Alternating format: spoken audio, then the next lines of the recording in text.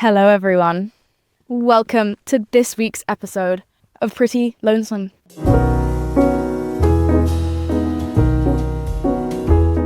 This week, I'm riled the fuck up. I'm genuinely riled up. Why? Thanks for asking. Because I have just watched episode 4 of the Summer I Turned Pretty. Guys, what the fuck? So episode 5 is actually out right now and I haven't seen it, so I'm sorry that I can't give you my full thoughts. I really should have prepared better for this episode. How selfish of me. I'm sorry. I have some thoughts, for sure. The thing I actually love about what's currently going on in the Summer I Turned Pretty universe is the way that it is genuinely uniting broader society. I always had the worst FOMO that I wasn't alive when Friends was airing, because that would have been so fucking fun. Can you imagine? Like, I've seen like pictures of like new Friends episodes coming out and airing on billboards in New York, and people are just on the street like watching, like it's world breaking news. Can you fucking imagine? Just think for me for a second what kind of a high it would be if you could see Ross and Rachel breaking up and fucking and having a baby in real time. If you could see Monica and Chandler, okay, I've never said his name out loud, it doesn't sound very good in my accent, fucking in real time, the scandal, the tension. Oh my god, if I could go back, if I had a time machine, I would go and experience that. I genuinely think so. Oh my god, the other day I was thinking about what would I do if I had a time machine, like where would I go? And I came up with the best fucking answer, and I was like, oh my god, I'm so proud of myself. And that is such a good answer. And the next time someone asks me that question, because like inevitably that's such a popular question, then I'll be able to give them this answer. And I was like, yes. And I forgot it. What was it? Oh my god, I remembered. I would go back to the day the Library of Alexandria burnt down, and I would stop it burning down, and then the world would be a better place. I was like, what is, because you know, when I always toy with this idea of like, if you ask yourself a question like, would you go back in time and murder any various like dictator from, or like, you know, fascist from like history of politics? And I don't know why I was playing with this question, but I was like, if I could, would that be a good idea? Essentially, because I was playing with the idea of like, does history repeat itself? Or do we learn from history? And then my question to myself was, okay, so if I went back in time and killed like any famous, awful dictator, fascist, horrible person, would that have stopped whatever big event they caused, whatever war, whatever, you know, or would it have happened in a worse way?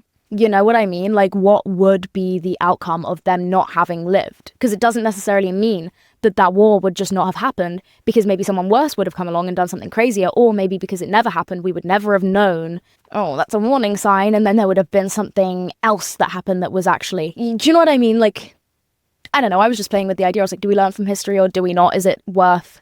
I have a lot of free time. I don't know what else to tell you. But so anyways, so what was I talking about? Friends? Oh yeah. I would go back in time and I would go to New York City and I would just exist in New York City when Friends is airing.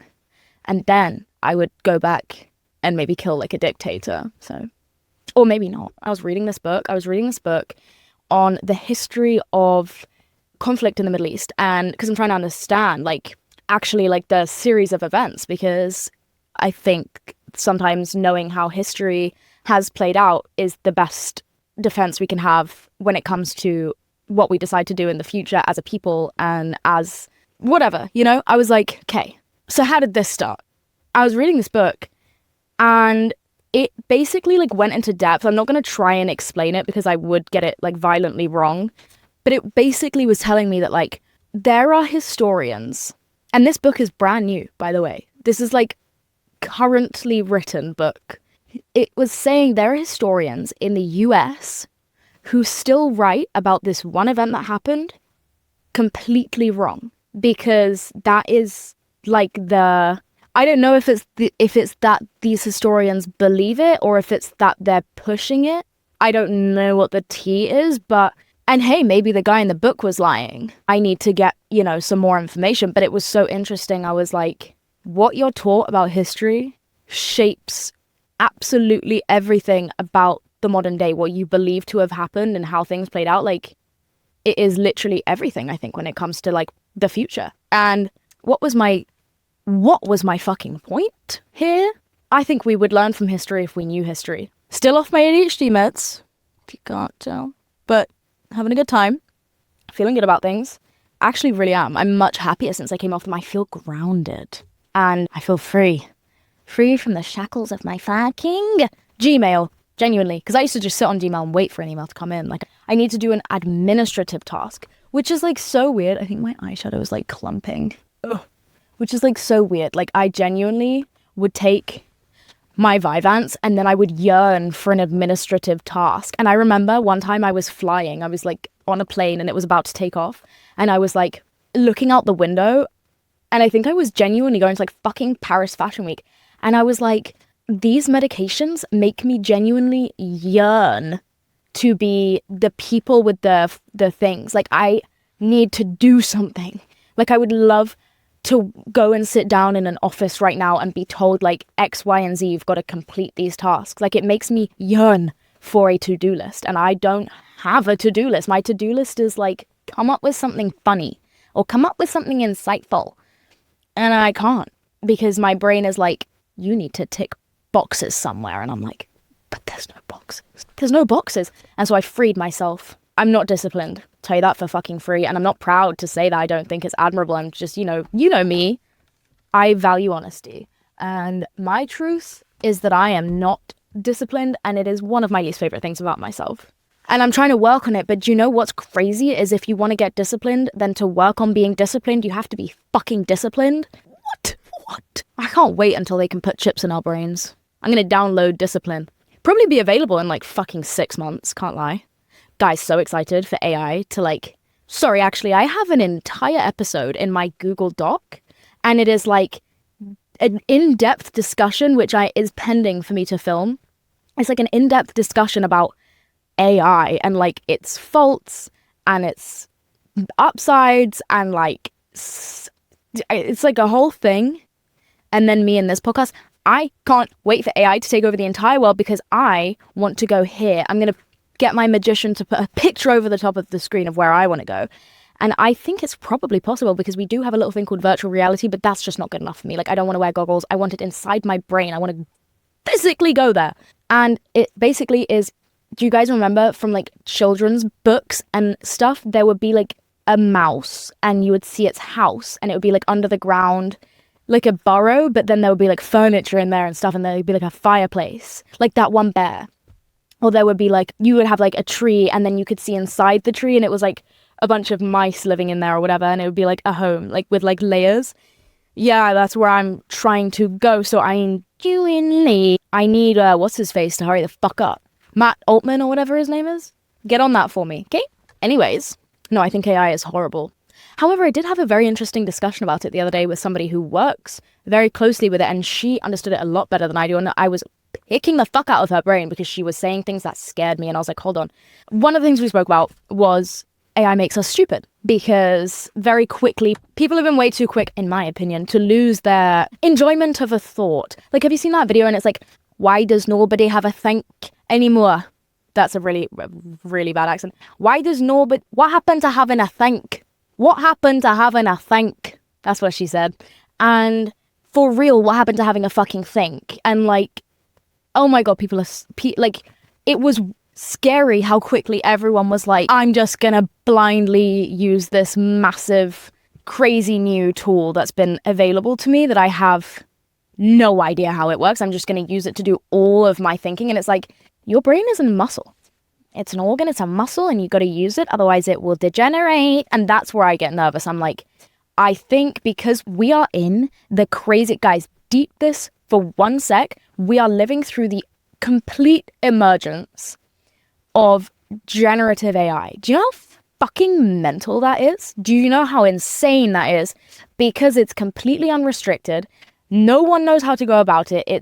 It's unidentifiable, whether it's in the workplace or the school place, and there is nothing currently in place to protect people or to give it a role or to implement it correctly, and we are literally running fucking wild with it right now.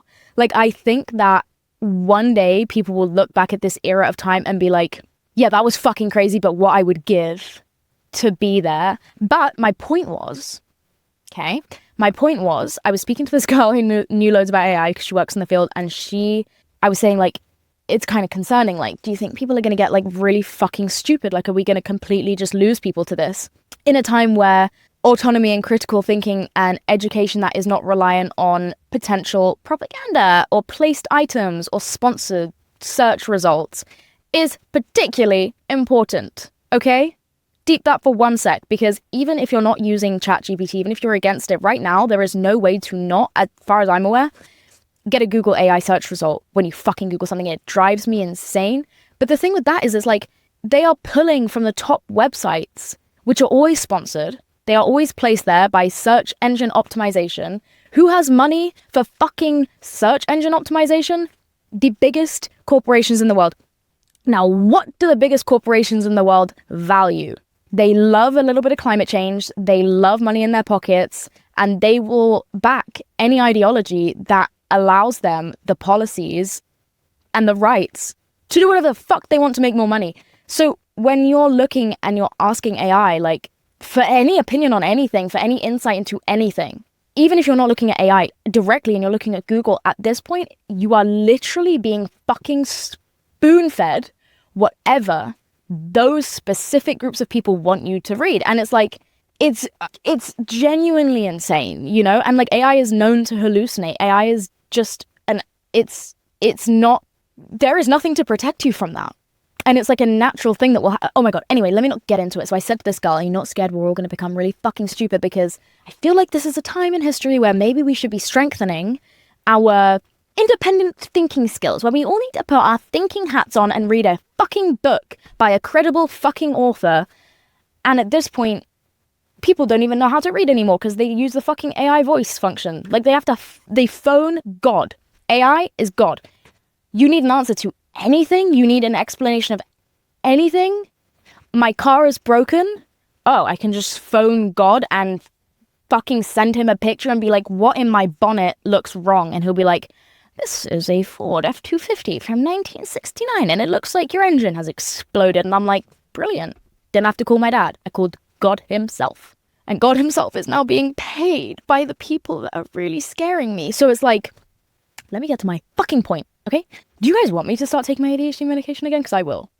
I'm even getting annoyed at myself. I hate when people do this. Get to the point. So I asked this girl, okay, for the 7th fucking time, I asked this girl, do you not think people are going to get stupid? And she was like, well, actually, I think it's interesting because I think what could happen is people go from having questions asked in school. You are asked many, many questions and you are taught the answers to those questions, right? And she was like, I think that, I can't remember her words, I don't want to butcher them, but she basically was like, I think it is going to encourage a different kind of brain mechanism in people who grow up with this, where they are question askers and they learn what prompts work, what language works, and that will translate into human to human life. Like, how do you ask a good question is the premise of being able to use AI correctly, is it not? Whether you call that a prompt or a question, like, you have to know what you're asking, which requires in the first place an understanding of the material that you're inquiring about, because it's impossible to ask a good question if you're not at least understanding, at the very least, what you don't understand. Does that make sense? So she was like, yeah, no, I do think it could, you know, the world might blow up, but also it could lead to people just kind of going about life in a completely different way. Because if you grow up being taught the answers to things versus learning how to ask an incredible question, she's like, this could just like breed an entire different way of living. What if from birth you're taught instead, like, here is how you inquire about everything? Interesting food for thought. I was like, well, that's the most hopeful thing I've heard since. Unfortunately, we'll never see the day because we're going to run out of water in approximately 20 fucking seconds and the sun is going to explode. Okay? But wouldn't it be nice? Wouldn't that be nice if the kids in the future were like just really curious? I don't know. Anyways. And she was also like, it's also going to hopefully change where we place value as a entire universal culture. Like, if it steals all our jobs, if it runs the world, then, you know, what is left for us to do but inquire about other things? Like, I don't know. It was a really interesting conversation. But then she scared the shit out of me about some other stuff, and I was like, oh, God. Anyway, don't use ChatGPT. In my fucking opinion, maybe we shouldn't be indulging. Maybe we should be indulging mindfully, but maybe we just shouldn't be indulging because we have one planet. We have one planet. Like, it's you either get it or you don't. And it's not like, oh, we have one planet, but it might explode in 100 years. During our lifetimes, I think it was something like, I read this thing, by which I mean I saw a TikTok that said 70% of the world's population, or was it 30? I forget, will be displaced by climate change. And then you want to know my first thought after that? Actually, let me not tell you my first thought. It doesn't matter. Guys, I'm terrified. Like, I'm terrified. I was in Paris this summer, and I have lived in Europe all my life where there is no air conditioning and the summers do get hot. I know London has its, England has its thing about, oh, it's rainy and cold. Yes, it is. But every summer since my birth, without fail, there has been at least 3 weeks of a heat wave in which everybody is miserable because there is no air conditioning, there is no swimming pool, and the beach is packed. There's like 3 good fucking beaches, and you are shoulder to shoulder with another person. Like, there is no space on the beaches, there is no swimming pools, no one has air conditioning. Like, for the brief summer that we do have, there is always a heat wave and it is always very miserable. However, I have never in my fucking life experienced the weather that I experienced in Paris this summer. I didn't sleep for 4 days. You guys remember, I genuinely started to hallucinate laughter noises because I was that sleep deprived. I am personally fearful. And obviously my personal anecdote of being a bit hot is nothing in compared to the massive, major natural disasters that are just happening left, right, and center across the fucking world. Like, we've all seen it, right? Like, this shit's really not fucking funny. And that is just like the damage we've already done. And now we have AI using how much? Maybe no. And so as much as I would love to preach, don't use AI, I think it's contextual. And I don't think it's contextual to ever say that it's going to be morally right. It's not. However, I just feel bad because I'm out of school and I already got my fucking degree. So I'm like, guys, don't use AI. But it's like, if I was at school right now and I know for a fact at least half of my class is AI, ChatGPTing everything. It's a study guide. If it's not writing their essays and their work, it's a study guide. And it's an incredible study guide. Like, if you need it to fucking read a 3,000 page PDF for you and give you the main points and explain it to you like a toddler and then like a teenager and then like an adult and then explain it as if we're both professors and explain it like we're PhD students, it'll do that for you. And like, if you are up against someone with that tool, bitch, that's a superpower. And as a student, am I going to let you get away with that? And I'm just going to manually read the textbook? Fuck no. Do you know how long it takes to read a textbook? And ChatGPT can do it and explain it to me better than my professor could. And he can do it in 5 seconds. It is not an option. Like, it's not an option. If one person is using it, everyone is using it. And the worst part is, I remember when I was doing my GCSEs, which if you're not from the UK, GCSEs are just like, when you're like 16, you sit like end of school exams and everyone in the country has to sit their GCSEs and they do it at the same time and everyone gets the same exact papers across the entire country. And then they are marked by markers. They're not marked by teachers. They're not marked by anyone in your school. They are anonymously marked and then sent back. And on one day, every fucking 16-year-old in the country gets their test results. And those test results go on your university application eventually in 2 years. It's extremely stressful, number one. But number two, I don't know if it's still the case, that they would change the grade boundaries based on the grade average of the school. And it was like a way of it was a way of like negating, I guess, like privilege differences. Like, obviously there's all kinds of things that go into like what makes a school good and the money that goes in, and it's all about like the area. Like, why am I explaining the class system? Hello, you guys know. Anyway, so I could be wrong. Like, I could be talking about my ass, but I'm pretty sure this was a thing where they would look at the average of the school and then your grade boundaries for an A might be a bit different to a school that is better performing, because now I'm not up against someone who had a completely different set of advantages or disadvantages to me. Basically, equity. Equity? Yeah, equity. Empathy, equity. Equality, equity. Yeah, equity. Yes. Period. So now imagine the grade boundaries are normally 60% would give you a B. But everyone's using fucking AI, and so now everyone's work is really good.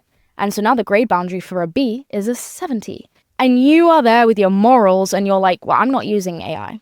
And your A is now a B because like it got fucked from multiple angles. Like, it's not always, it just is like It either has to be no one's using it or everyone is using it. And I personally think it would be nice to bring in some kind of a rule where it's like AI, not AI, and you split the class in two. Either you are allowed to use AI and your grade boundaries are fucking different and your grading system is different, or you are someone who does not wish to use AI and you are graded along with the rest of that group. And I think that it should be put on your statement whether or not you did use AI as a study guide. And I'm not saying it's a dirty thing. I'm saying that I think that's necessary information, genuinely. And then employers can decide, do I want someone who, either from a moral standpoint or an education standpoint, do they value that? Do they think that it is going to lend to this person's skill set? Like, I just think transparency might be good. So I genuinely feel horrible to like sit here and be like, don't use AI. Because it's like, yeah, don't use AI. But it's like, it's a sacrifice at this point, I think, for a lot of students to like be like completely boycotting something that they probably don't agree with. You know what I mean? Like, if they want to, like, you might not want to contribute to that climate change, but if you're a young person, you're in school right now, and it's a fucking free-for-all with this shit, ugh, they need to get on this stat. Anyway, you know what's crazy? I was supposed to talk about female friendships this episode. I keep doing this. I need to start taking my medication, I think. I have a whole fucking document. Let me pull it up.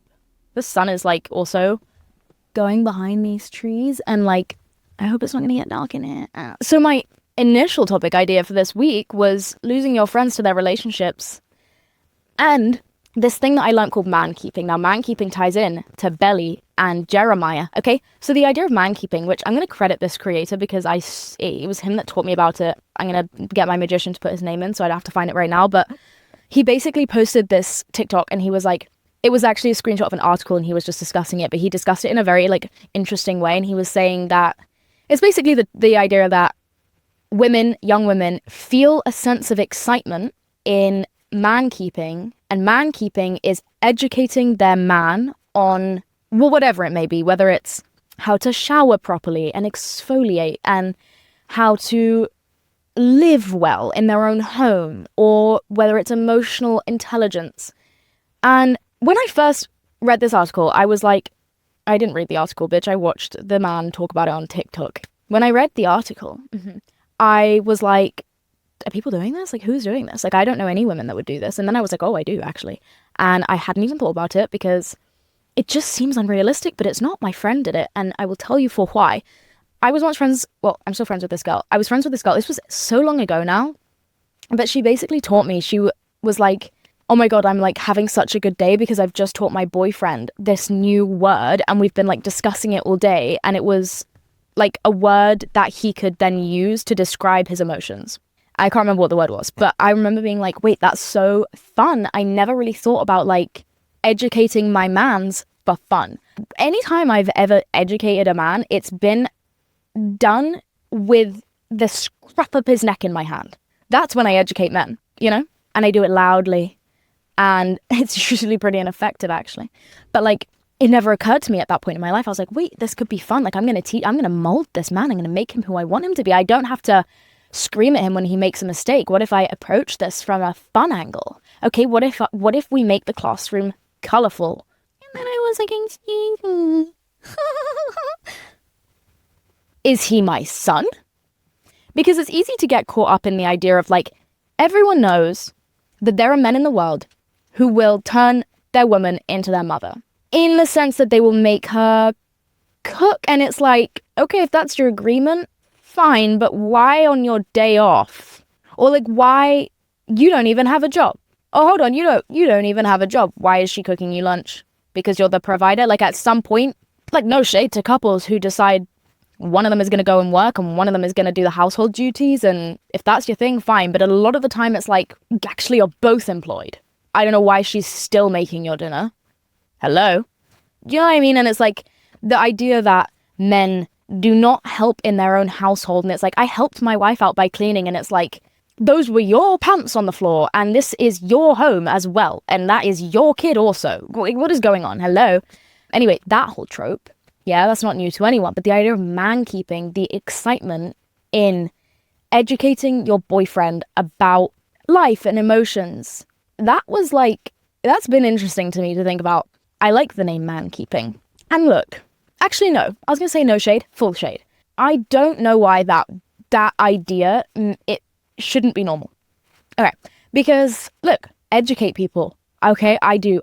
Part of life is meet people and learn from them and teach them. That's wonderful. That's not what I'm saying is wrong here. What I'm saying is wrong is finding active enjoyment in consistently teaching a man how to wipe his ass. It's not even about their feelings. It's more like teaching men about basic emotional capabilities. I once had to tell a man how to apologize. And the best thing I was ever taught, by the way, I was taught this by a woman when I was 6 years old because I fucked up and I hit her kid and she made me apologize to him. We were friends, by the way, but I was acting up and I hit this boy and she was like, you have to apologize. And I was like, sorry, but he did this. And I was trying to validate myself. And this woman pulled me to the side and she was like, let me teach you something about life, okay? She was like, an apology never comes with the word but. They do not ever exist in the same sentence. They cannot. She was like, if you are apologizing, it is because you are owning what you did and you are fully holding yourself accountable for what happened. But is a negation. You immediately revoke the apology and you're not actually sorry. Now, if there's nuance and someone upset you and you're also sorry for what you did, you hit him because he was stealing your toys, right? That's a different conversation that you have to have separately. And he also owes you an apology. However, your apology should never come with a but, because then it's not a fucking apology. Like, it just doesn't exist together. And she taught me that when I was 6 and I fucking understood it. And I never, ever, ever give an apology with the word but in it. Unless I'm being very immature and doing it on purpose, which I have also done. But I had to teach a man this, and he was well into his 20s. And I remember he was trying to apologize and his apology was sincere, but he kept using the word but, and I had to Google the 7 steps of a fucking apology and make him read it. And like, it's things like that. And I'm like, who would find joy in, like, there is so much excitement to be had in teaching your friends things. That's not what I'm talking about. There is a very distinct line and type of relationship, and it's the intention that lies behind it more so than the active conversations that two people are having. Does that make sense? Like, I talk with my friend T all the time and I teach her new ways to conceptualize things and I teach her like new words and I broaden her perspective and she does the same exact thing for me. But the idea that you are teaching a man about elementary principles of life and emotions is, it gets wrong when there is a massive discrepancy in the emotional labor being put in, right? It shouldn't be expected. What attracts you to someone who is living from a completely alternate universe than you? Like, you guys do not have common ground. Where's your common ground? Do you both align in your morals and values? Well, no, because he didn't even know the word compassion, whereas your values circulate around giving compassion to strangers, to your mother, to people who wrong you. This is where you function from. You know the word compassion, right? He doesn't. That's not to say he's never had compassion, but it's like, what attracts you to these people? What attracts them to these people is, I genuinely believe with all my heart that people are socialized into thinking that this is going to be fun and that it is a symbol of love and that it is a symbol of their role and fulfillment and that brings their value. And it's like, it's not hard to see where it comes from, obviously. Like, I don't need to fucking explain where, like, that comes from and, like, why don't men know these things? And we all know why. We all know why men don't know those things. And why do women feel excited sometimes to teach them those things? We all know why they feel fucking excited sometimes to teach us those things. Okay? We all know. We all know.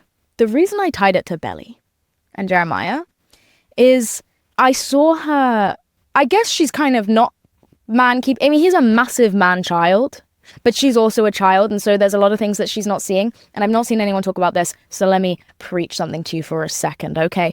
So Jeremiah lost his mother. That's really sad. It's very difficult. And he says to Laurel, in his speech where he's trying to convince her that she should let him and her get married, he's like, I lost my mother. I never thought I would be someone else's person again, and in the midst of my grief, Belly picked me. Picked me is fucking crazy. Picked, yeah, from your brother. Let's not forget. Anyway, she picked me. And she, whoa, And I have been the luckiest person ever since. And then he says something insane, which is, Laurel, you know you've always wanted me as a son-in-law. The way my eyes fucking sprung out my head, I was like, there it is. He finally said it. He finally said it.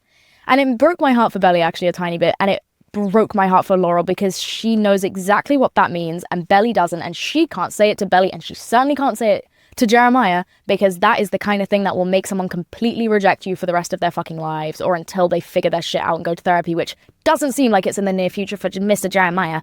But like, whoa. But in my perspective, what Laurel heard when Jeremiah said, you know you've always wanted me as a son-in-law, was I am actively trying to find family because I am completely, I am actively trying to find home and family again in the grief of my mother and my emotionally absent father. And I am going to not just try and become your son-in-law, but I'm also going to make your daughter 2 mummies. I want 2 mummies. That's what she heard. And it's heartbreaking because if anyone was mature enough to understand what the fuck Jeremiah is actually going through, like, we can hate him all we want, okay, but let's actually psychoanalyze his character from a place of like just objectivity, okay? He is going through the biggest grief probably of his entire life. It's his mum and he's a kid and she's just died. Any adult can see what he's going through and any adult can understand why he's trying to marry Belly in about 6 minutes. It's not about marriage, it's about family and 2 mummies. And it's sad. And I realized, oh my God, like, Laurel understands. And that's why she yelled at Belly for putting her in that situation with Jeremiah, where she was like, I can't believe, when they go upstairs and she's like, I can't believe you put me in that position where I had to reject him. And Belly's like, you're rejecting our marriage and you're rejecting me and you can't see what I want. And what she doesn't hear is Laurel saying, you just made me tell a fucking grieving little boy who has just asked me to take him in as a mother. Not as a mother-in-law, as a mother figure. You have just made me reject him. Insane. Like, I literally want to bash my TV screen. This fuck. Like, I want to get in there and shake everybody. Not Laurel. She's perfect. In my opinion, I love her. And what I found interesting as well was when Laurel's ex-husband, Belly's dad, gets the text from Belly saying, I hope you will walk me down the aisle, after Belly's mum rejects the wedding outright and says, I will not be there if you choose to marry him. Belly's dad comes over to talk to Laurel. And obviously they broke up, right? But they still have these kids. And he is kind of upset with Laurel and he's like, I will be at the wedding. And she says to him, don't fuck me on this. Like, don't support her in this. Don't negate what I'm saying. This cannot happen. I need you to not just support her. You have to support her by disagreeing with her, because sometimes that is the best thing you can do for someone, is to tell them, fuck no. And so they sit on the stairs. Laurel says, don't fuck me on this. And he is basically like, but they're good together and they're not us. And I know that you're afraid that she's going to make the same mistakes as you. And Laurel's like, you just don't fucking get it. And she almost bends to his idea of like, well, they're not necessarily doomed, and maybe it is love, and we just gotta let her make her mistakes, and it's not that deep. And Laurel is sat there, grieving her youth, grieving her lover, and regretting the decisions that she's made in life, and not wanting Belly to make the same ones. But beyond that, she's seeing that Jeremiah, maybe he does like Belly, beyond the fact that they're too young to make this decision, they barely know each other, and it's ridiculous. She's just seeing this boy who is trying to marry her daughter for all the fucking wrong reasons. And the dad just doesn't see it. He does not have the capacity, the literacy to understand the nuance of the situation. Like, this isn't just about if they're going to get a fucking divorce because they're getting married at 21. It's not just about the fact that the wedding is rushed and that they're young. 2 things that are insane in and of themselves, but like, that's not what Laurel is worried about. And he doesn't get it. And I deeped it and I was like, in that exact moment, Laurel is looking at this man who did not have the capacity to fucking understand. And she's looking at him and she's thinking, it's exactly the fucking same. She is in my exact shoes. You're telling me she's not in my exact shoes? And you've just fucking proved to me that she is. And he doesn't, and he will never understand it. He doesn't understand. Like, they are literally having 2 different conversations. And I was like, how lonely. It looks lonely to be Laurel. If you find a fucking man and he has surpassed the age of 20, okay? And you are sat there explaining basic fucking concepts to him. You're teaching him how to take care of himself. You're teaching him how to regulate his emotions. You are teaching him big emotional words and big emotional vocabulary so that he can express himself.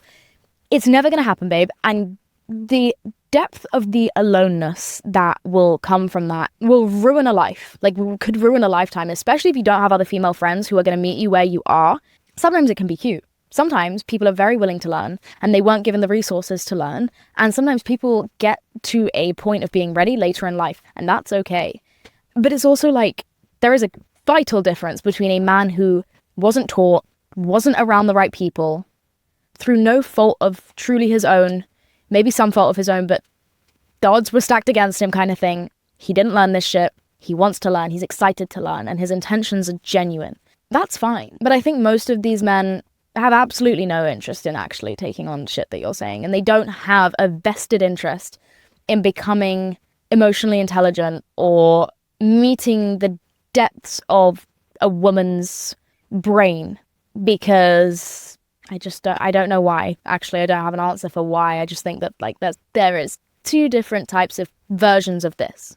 Anyway, so that's my 2 cents on man keeping. Is it actually? Okay, here's a quote from an article about Mankeeping that's interesting, okay? This guy who's a licensed clinical social worker in America who specializes in therapy for men, he says that when he sees a new client, one of the first things he asks is, who can you talk to about what's going on in your life? To his male clients, right?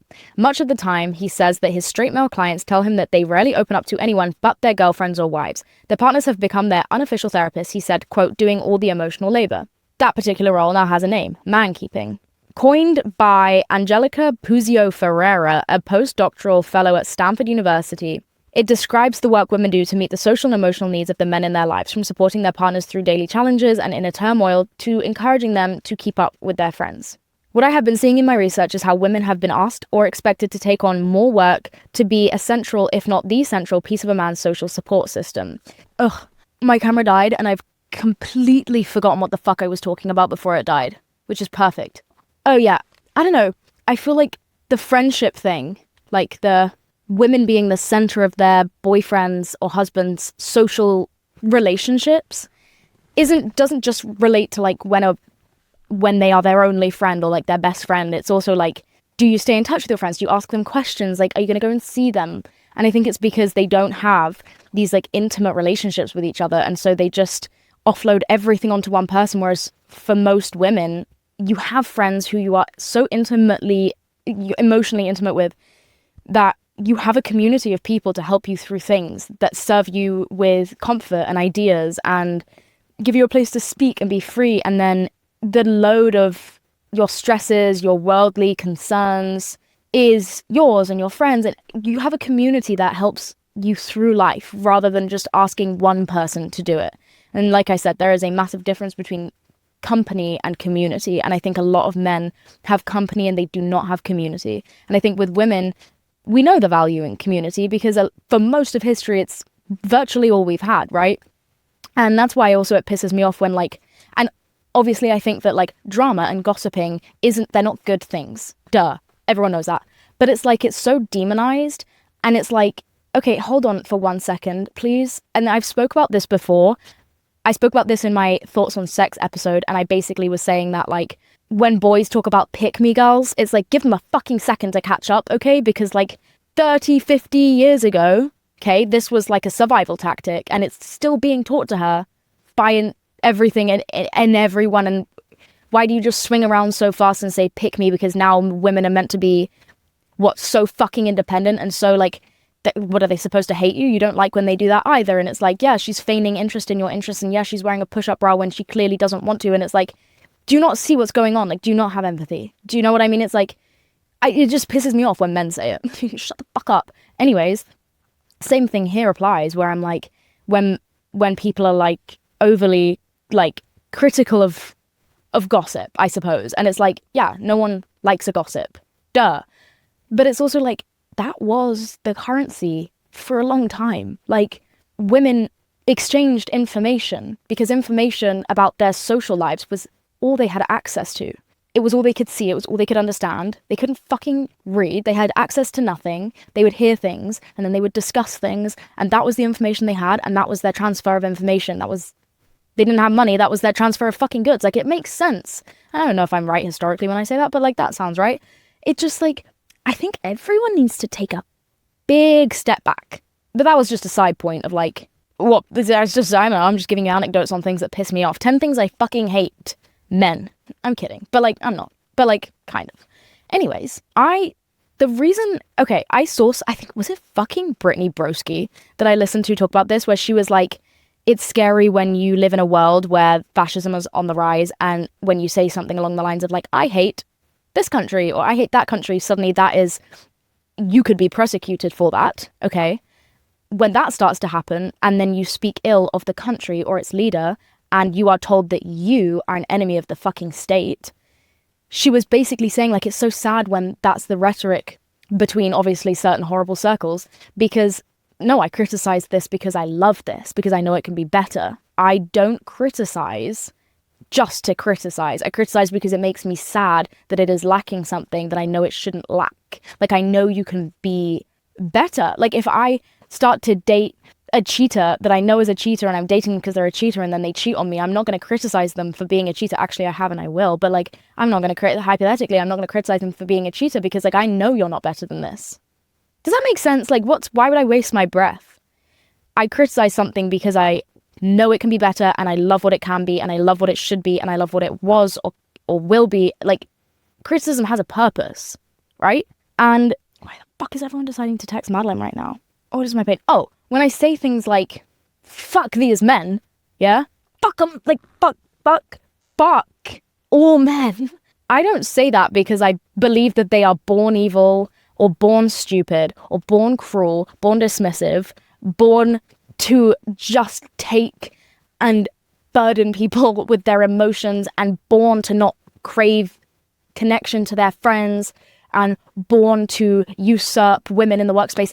Usurp is funny, because like, genuinely though, but like, also, I don't say that because I believe those things to be true. I say that because I know there is a better alternative, and I know that, well, I hope that is not where we started, and that is by criticizing we can get back to where we started, which was, you used to be nice.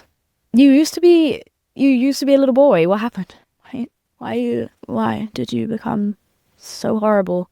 And it's like, I think that's where a lot of like compassion gets lost in internet discourse, when men hear women speak because they are expressing their frustrations because they are not a fucking public speaker who has dedicated their time to educating people, and it's not their job to, and they don't want to. But when you stand in front of an audience, you can either be tactful with what you're saying, or you can express just your opinion. And I think the thing with being tactful is, you, one, have to know how, and number two, it's a choice, and it's a choice that you make based off what is your intention when you communicate.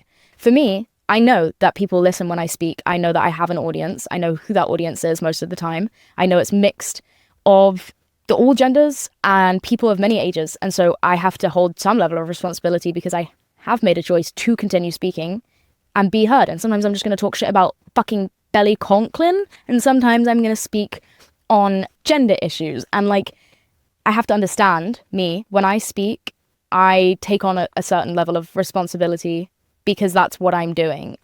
And therefore, if I was in a room with just women that existed for women who need it, who need to express frustration and speak without having to beat around the bush, and all understand each other's nuance and understand the nuance of the situation, which the internet never has space for, and that is a room that exists. Hello? Are you fucking kidding? And that room exists for women who need that room as a safe space. Maybe I would say something that I'm not saying on this podcast, and maybe I would express myself differently. But I'm not in that room. This is a podcast. And therefore, I choose to do something else, which is, if my end goal with ever communicating with anyone on any level, whether it's me one-on-one with another person or me on this Fuck Arts podcast, it's like, do I just want to speak an opinion and put it out there for the sake of putting it out there, and maybe someone hears it and resonates and feels comforted? Or do I, when it comes to issues like this, like actual issues that extend beyond myself, would I rather talk in a way that is maybe more tactful and more compassionate than a safe space for another group of people would require, in order to maybe mobilize towards the goal, which is for this issue to not exist? Do you understand what I'm fucking saying? I don't know if I'm making any sense. That was a lot of words. But like, I don't even know what my point was with saying that. I guess my point is like, you criticize because there is a want for something better. And I think that compassion gets lost in those internet think pieces because the people posting the majority of these thoughts and opinions, it's not their job to educate. They have not chosen that. The internet is a free space. You can say what you want. But then what happens is you don't hit your target audience and you don't just make some people feel seen and heard, which some people do feel seen and heard, but you also then have other people listening. And because you are not an educator, it wasn't your job to not piss them off. For me, it's a bit different, which is why I say the following, which is, it saddens me that in those scenarios, which is where so much discourse happens between my age group, my generation, because this person's not an educator, and because this person gets their fucking feelings hurt, and they are not communicated with in a productive way, because it's not this person's fucking job or role to do that, now there's no compassion between either of these people. And ultimately, I believe that a lot of learning comes from understanding what your audience needs. Very valuable thing to just make a decision upon. And there's, by the way, no like right or wrong. Like, anyone can say anything they want. But I just think that if we all, I don't know, I just feel like I love talking about these things of like, I have extremely, as of recently, obviously I don't have the best track record for this one. But as of recently, okay, in my life, I have very, very, very high standards for the men that surround me. Why is this fucking not focused? I have very high standards for the men that surround me. Meaning, if you're a man in my personal life, because right now, if you even say one thing that comes off to me sexist, misogynistic, or just like piggish in general, like, you're out fucking immediately. I can't. I will not be around it. Because that's actually my energy. And you will not taint it. You will not. Not again. And so I will cut a man out in a hot heat. The first fucking sign, at the first female, at the first, I can't. Guys, I'm genuinely a demon right now in my personal life. I'm going through something. Oh. You guys wouldn't believe what I'm going through right now, actually, in my personal life. Oh my God, I wish I could tell you. I wish I could tell you without biting my tongue. But I basically I'm changing the topic because I'm bored of talking about other stuff. I went to a psychic recently. It was actually a birthday gift given to me. It was an appointment with a psychic, and hilarious birthday gift, by the way. I have never been more excited because I have wanted to see a psychic for a second now, but I've been holding off because I don't know. I was like, I need the psychic to find me. Kind of like shrooms. I'm like, you find me and then I'll know it's time. And then someone got me this gift to go see a psychic for my birthday. And I was like, hell yeah.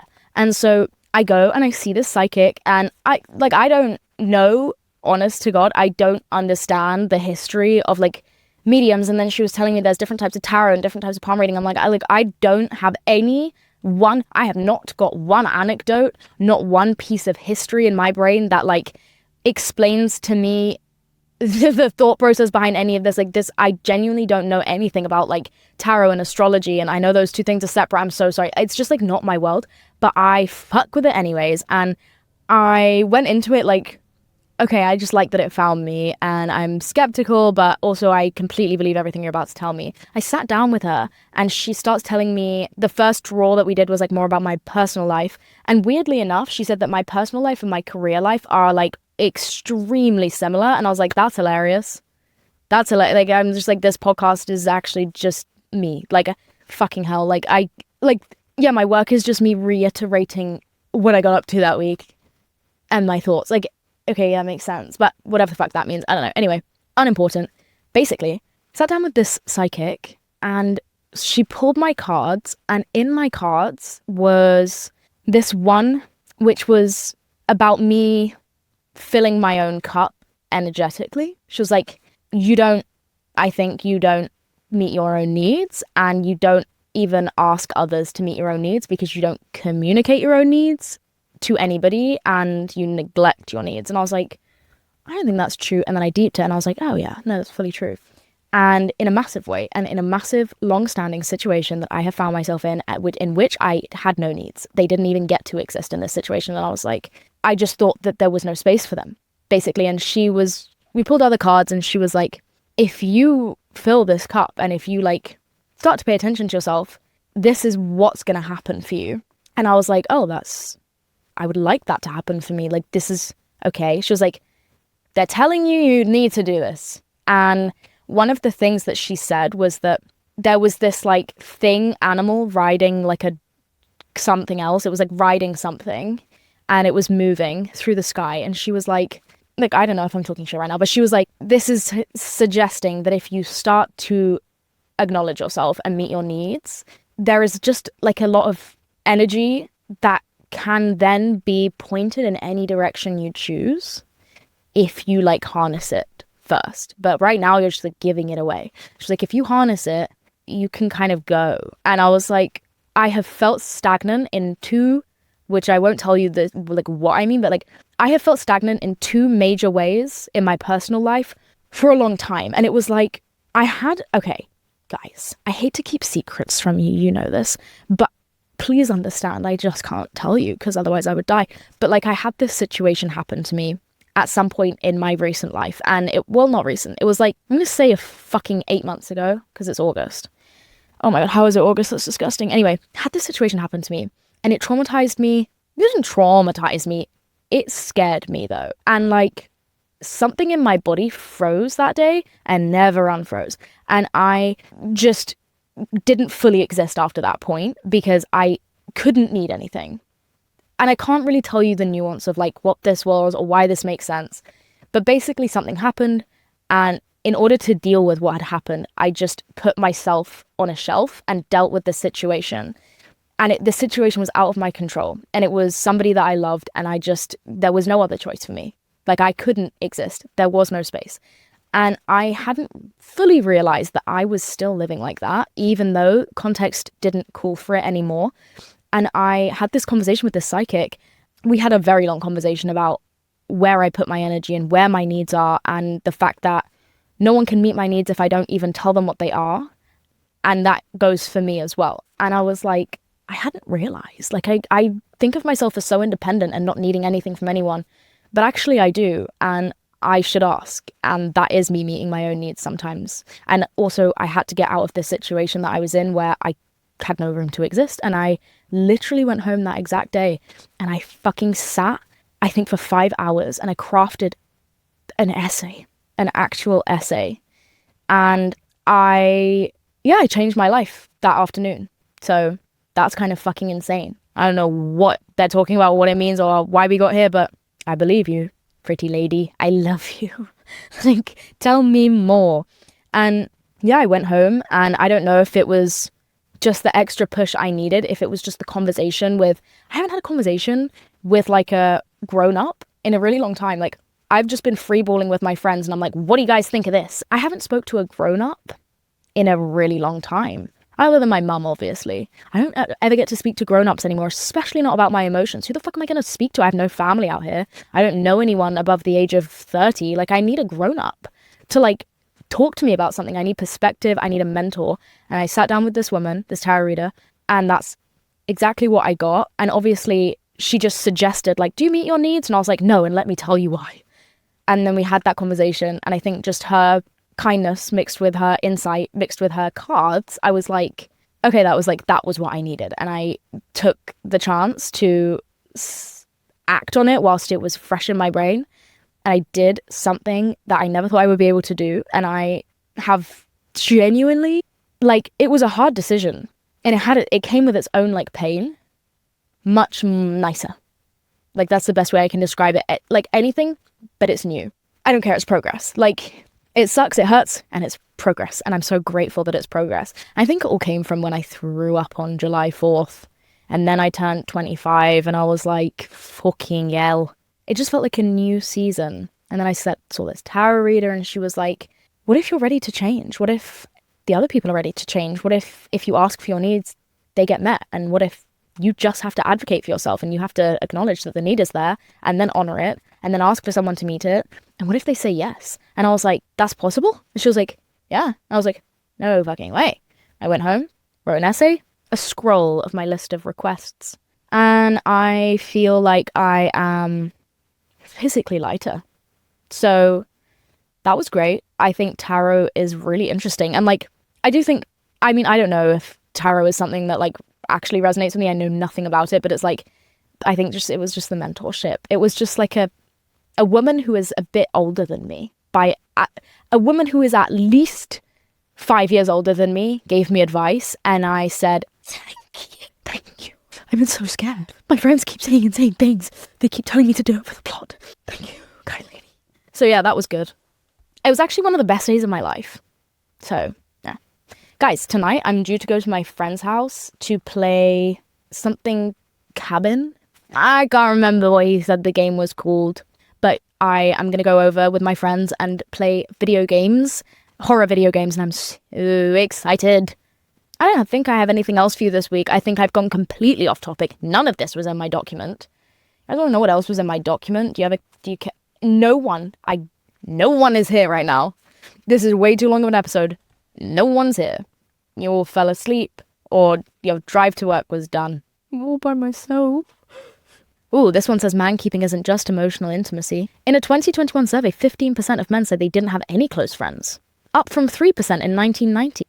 You know what I was gonna talk about? That most of the podcast was supposed to be about fucking losing your female friends to their relationships with men, and also specifically men being overly welcome in female friendship spaces, aka like when your fucking friend asks every time you guys hang out, like, oh, can my boyfriend come? And it's like, this is girls' night. What's wrong with you? No, he fucking can't come. And it's not about disliking their boyfriend. You can fully like their boyfriend, but it's like, that's your boyfriend. And now the space is different. Now the energy is different. He's tainted it. And it's not that he's tainted it in an evil way, but this wasn't why we all came here, you know? And I meant to talk about that for the entire fucking episode, because I was going to talk about Belly and the fact that she like has literally emotionally abandoned Taylor.